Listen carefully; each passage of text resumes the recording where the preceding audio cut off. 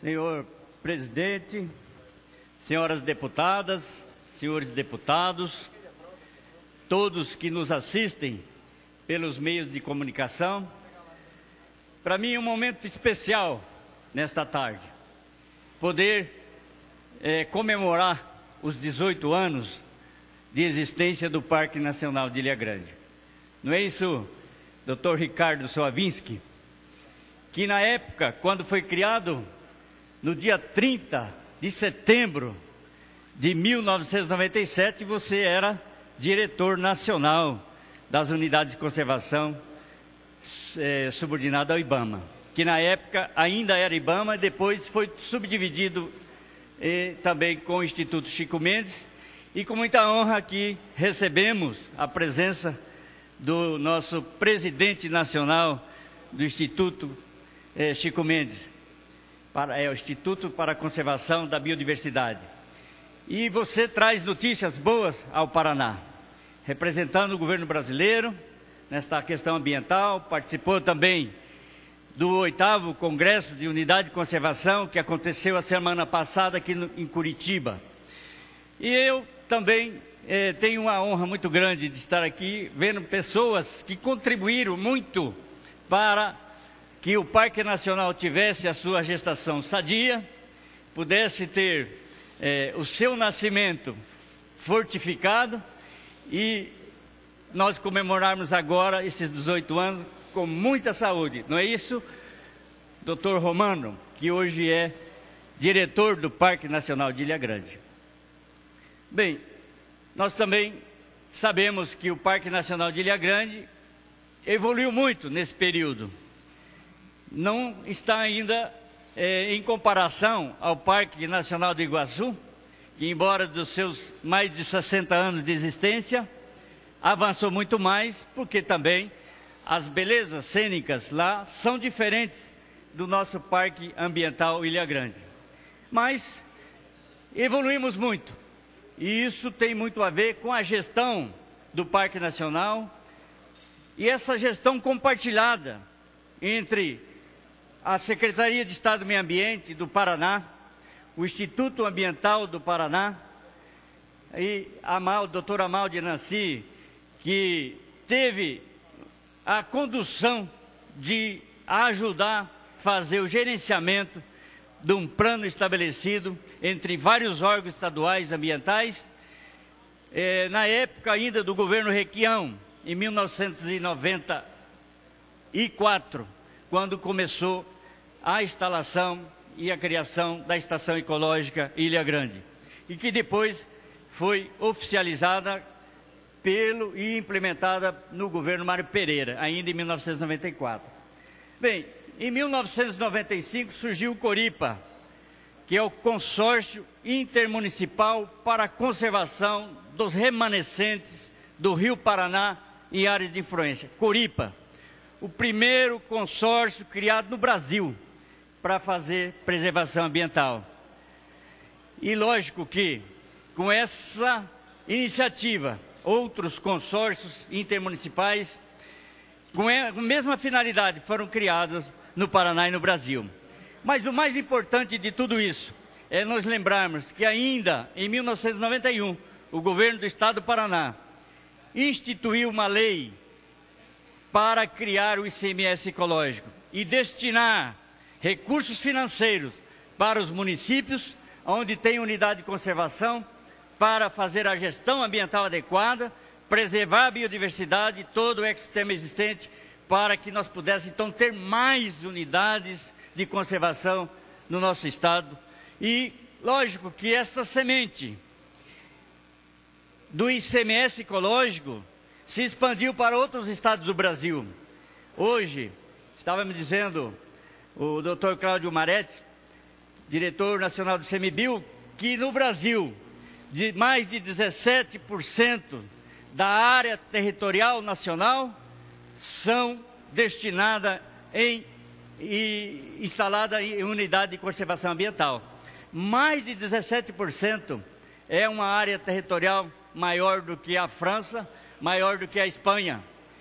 Se nós considerarmos que além disso ainda temos as reservas indígenas, mais de 13%, então somado nós já temos aí praticamente 30% do território brasileiro, que com certeza está sendo preservada, e a lei do ICMS ecológico contribuiu muito para alcançarmos essa marca a nível de Paraná e outros estados do Brasil.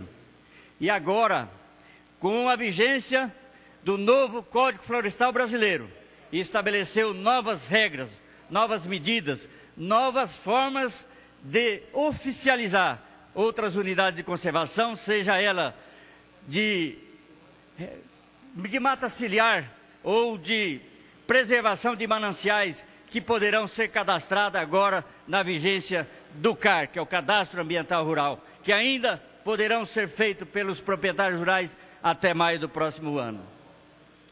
Meus amigos deputados, realmente nós avançamos bastante, mas foi com a lei do ICMS ecológico, que ainda existe no nosso estado, melhorou bastante e obriga os municípios a fazer uma gestão correta, porque senão na tábua de avaliação, o que é feito pelos técnicos preparados ambientalmente no nosso estado, vai direcionar uma nota e um índice para a Secretaria de Estado da Fazenda emitir qual será a participação no bolo do ICMS para o ano seguinte.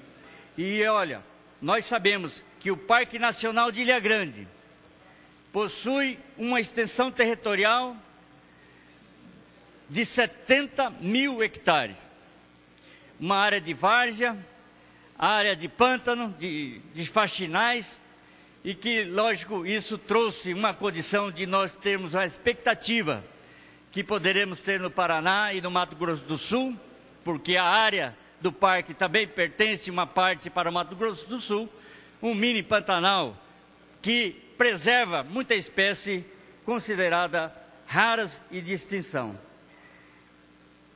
Nós temos aí que lembrar, né, Romano, que o Parque Nacional de Ilha Grande não tem um portal de entrada, tem uma vasta área territorial para ser cuidada, 120 quilômetros de extensão da parte sul, lá próximo de Guaíra, até a parte norte, no município de Caraíma, 120 quilômetros para ser observado, fiscalizado pelas ações dos agentes ambientais e, lógico, com a responsabilidade dos municípios de preservar toda aquela biodiversidade dividida em várias ilhas, não só a Ilha Grande, que é a maior ilha deste Parque Nacional, mas depois temos a Ilha Bandeirante, Ilha Peruzzi, as lagoas e mais de 100 ilhas menores que nós podemos observar naquele audiovisual.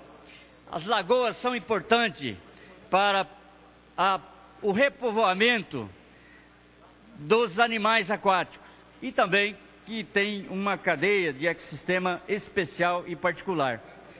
Podemos lembrar também que no mesmo dia que foi criado o Parque Nacional de Ilha Grande, também foi estabelecido uma prioridade para que a área de entorno pudesse ser protegida e não tinha outra forma de acontecer esta proteção se nós não tivéssemos a APA, a Área de Proteção Ambiental das ilhas e várzeas do Rio Paraná, que na sua extensão territorial compreende 1.003.000 hectares.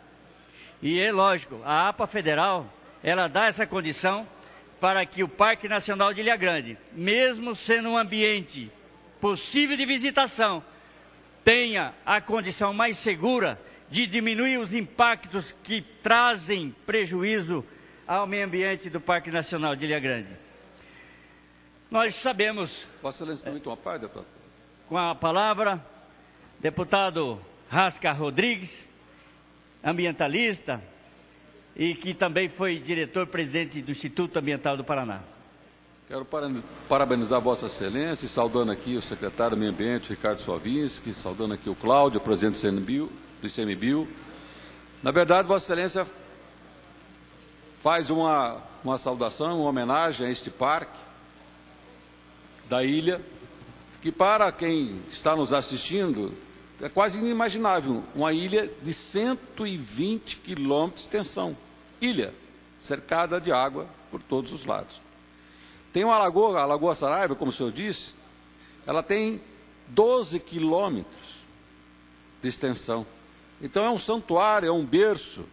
E lá atrás, quando nós tínhamos problemas, principalmente de regularização fundiária, nós nos reunimos com o IBAMA local e fizemos um trabalho no sentido de nós transferirmos a reserva legal das propriedades da região onde Vossa Excelência representa, para que fosse compensada essa reserva legal dentro da Ilha Grande e regularizássemos a questão fundiária, de posse, de pessoas que tinham escrituras.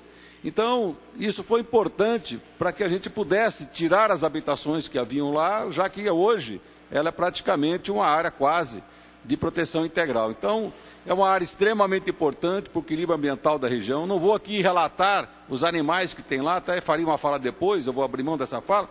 Não vou relatar os animais, porque na semana passada o ICMBio multou caçadores lá, que vão lá na ilha para caçar, para matar os animais, multaram em R$ 8.500. Então, se a gente divulgar os animais que tem lá, para os caçadores que têm ainda a teimosia de insistir nessa covardia contra os animais, contra a natureza, pode até migrar para lá. Mas é um grande santuário e, portanto, tem um importante equilíbrio ambiental muito grande, pode ter certeza, na água que cai na região onde Vossa Excelência mora e representa aqui nessa casa.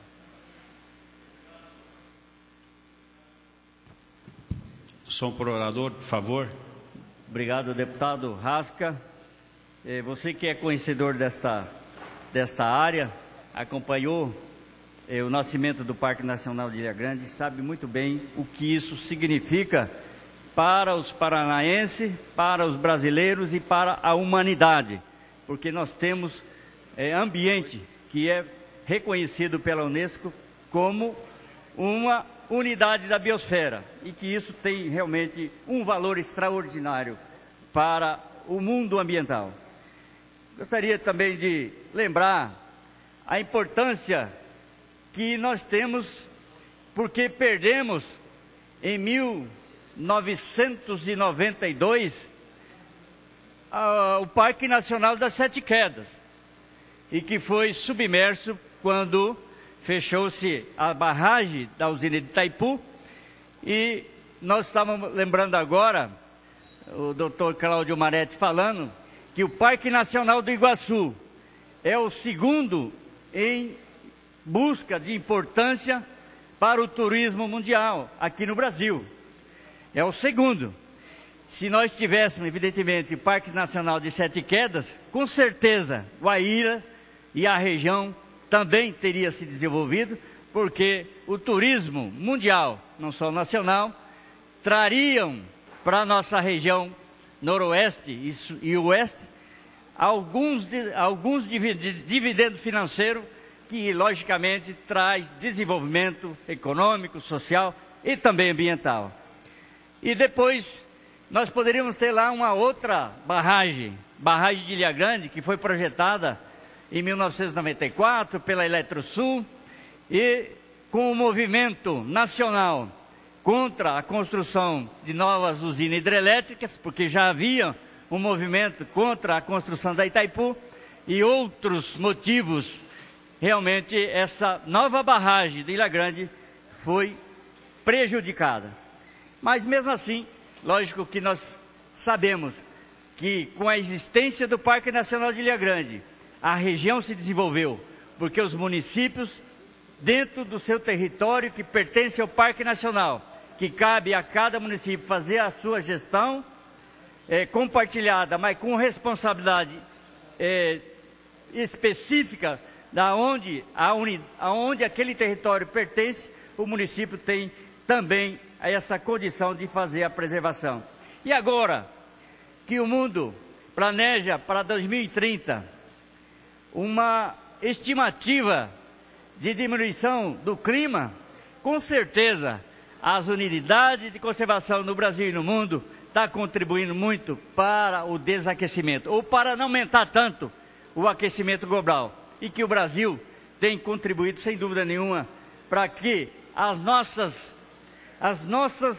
riquezas naturais possam permanecer, mas desenvolver economicamente, e que nós possamos também perceber que novas ações importantes através desses exemplos vai ajudar a encontrar a China, que mais poluiu o mundo, ou que mais aquece o nosso globo terrestre, ou Estados Unidos, que vem em segundo, considerar que o Brasil é o 10º maior poluidor do mundo. Realmente precisamos avançar e diminuir, e a presidente Dilma já anunciou antecipadamente as medidas que o Brasil precisa cumprir até 2030 para contribuir com o desaquecimento global. Eu sei que muitas unidades de conservação que foram criadas no nosso país têm ajudado bastante na preservação ambiental, da biodiversidade.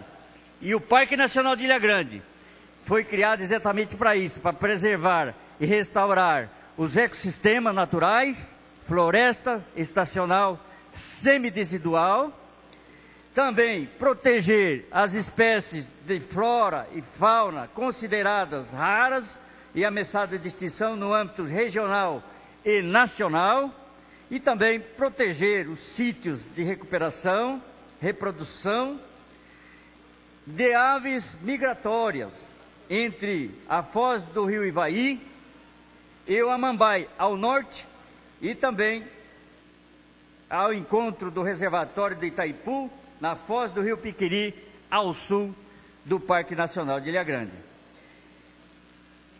Meus senhores deputados, eu gostaria de finalizar agradecendo a todos. Sabemos que tem muito que avançar. Dr. Nilton,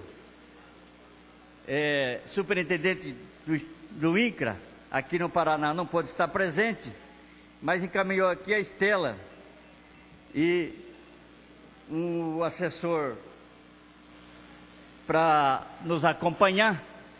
Tivemos uma audiência importante na sexta-feira passada, às 9 horas da manhã, com o Dr. Nilton, Dr. Romano, diretor do Parque Nacional, e também pessoas interessadas em fazer a regularização de áreas que até agora ainda não aconteceu por problemas de documentação, e que o INCRA agora reconhece que precisa contribuir para que essas áreas voltem a pertencer à União e, consequência disso, estarão preservadas. Nós sabemos e reconhecemos que esse é um avanço importante, e o INCRA tem ajudado bastante, embora nós sabemos que a regularização fundiária ainda tem algumas tarefas a serem cumpridas. E para finalizar, senhor presidente, agradeço a sua atenção. Nós tínhamos preparado para amanhã uma cerimônia especial, porque amanhã que o Parque Nacional completa 18 anos. Mas em razão da vinda aqui amanhã do secretário da Fazenda para fazer uma prestação de conta aos deputados e deputadas, é que nós concordamos com a sua sugestão e antecipamos para hoje uma cerimônia diferente no grande expediente. Mas quero aqui agradecer a sua postura de presidente, que tem conduzido muito bem a nossa casa, e eu espero contribuir para que a sua gestão seja a melhor possível, e tenho certeza que isso vai acontecer. A natureza, a mãe natureza, não precisa da humanidade para se desenvolver. Só a ausência do homem é o suficiente para ela crescer. Mas o homem, a humanidade, não se desenvolve e não vive sem a existência da natureza equilibrada. Muito obrigado.